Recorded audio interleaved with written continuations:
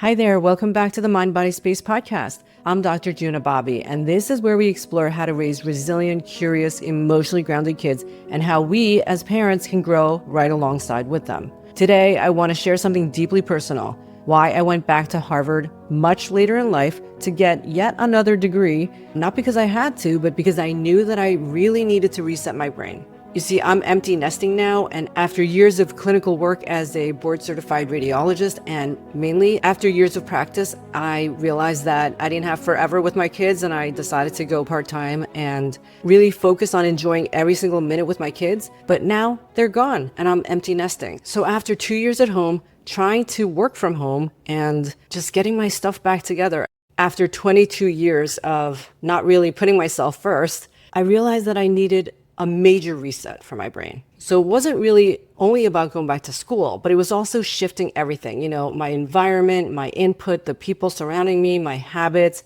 because when your space changes, your brain changes. And I can vouch for that.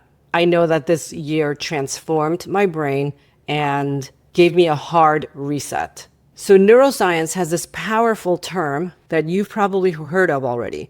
It's called experience-dependent neuroplasticity. It literally means that your brain changes and is kind of plastic and rewires based on what you're exposed to.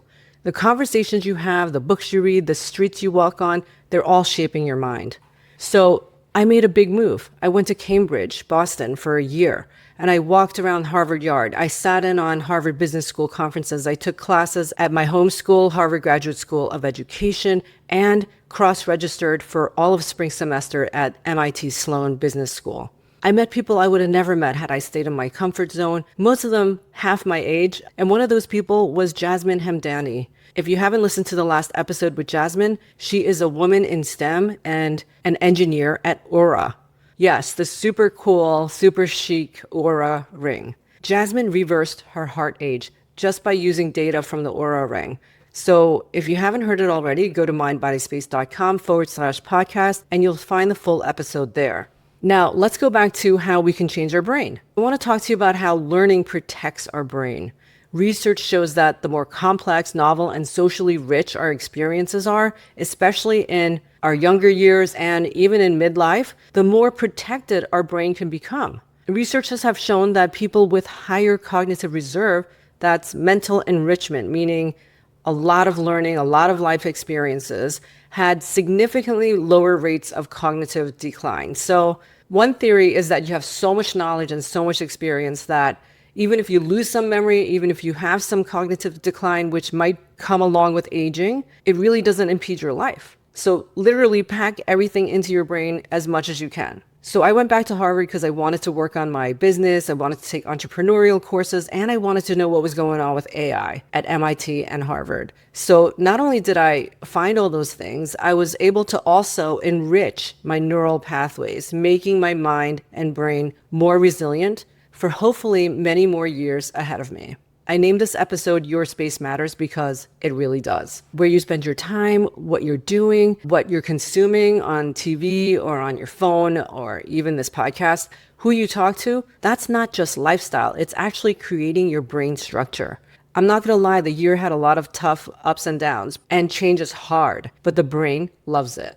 So if I can do this in my 50s, imagine what you can do or your kids can do if we can give them the tools to understand their own minds. That's what Brain Builder and Brain Boss is all about. It's a subscription series that I've been working on all year at Harvard and MIT for families to create a language of brain talk. And parents and kids can talk to each other about their stress, their habits, and how to build emotional and physical strength through your daily choices. I wanted to give families a language that they can use to decrease the drama and increase resilience. So I'm continuing to build the tools, and for that, Brain Bun, the adorable plush doll, was born. Brain Bun teaches kids and families alike to have this language of neuroliteracy and brain talk that you can use in everyday life that decreases drama and increases physical and mental resilience. Look out for Brain Bun and Friends coming up in a new YouTube channel launching in August. It's for preschool kids, and I'm going to have a subscription series for families. We also have one of the friends here, Meet ZenCloud here, and you can get on the wait list for both BrainBun and ZenCloud. They will be launching in late fall, early winter of 2025. To bring Brain Talk to families and kids is not only my passion, but it's my purpose. We're building tools that we all wish existed when we were growing up. Brain Talk should be a normal, everyday language in everyone's homes.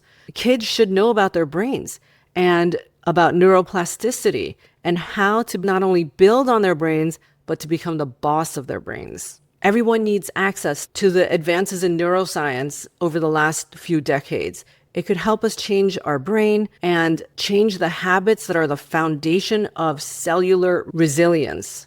I'm really excited about our weekly subscription content, which will be launching late July, August. If you are one of the early founders, thank you for supporting us. You can get on the wait list for the official launch. We have Brain Builders for little kids, Brain Boss for tweens, and Plan to Soar for high school and up. And remember, it's not fluff, it's educational neuroscience for the modern family. Head on over to mindbodyspace.com/2025 waitlist.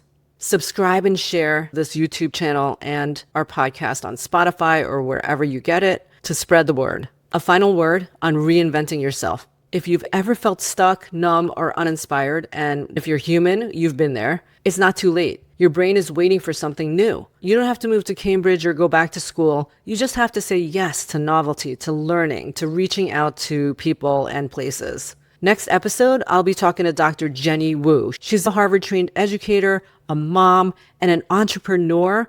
She's most famous for her emotional intelligence cards, which are bite-sized tools and games that have brought in over $1 million in revenue. She's going to share everything that she knows about being a mom and starting new businesses. I got so much out of that conversation. I can't wait to see you there next week. Go on over to mindbodyspace.com/podcast and sign up for the podcast newsletter so you won't miss any new episodes. In the meantime, take a walk down a different street, pick up a book on a topic you've never explored.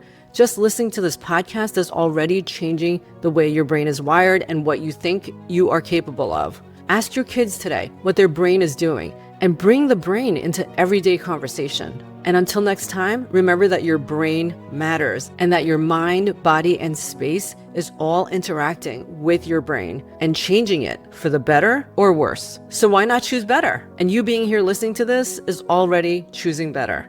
Until next time, I'm Dr. Juna, wishing you and your family wellness from the Mind Body Space podcast.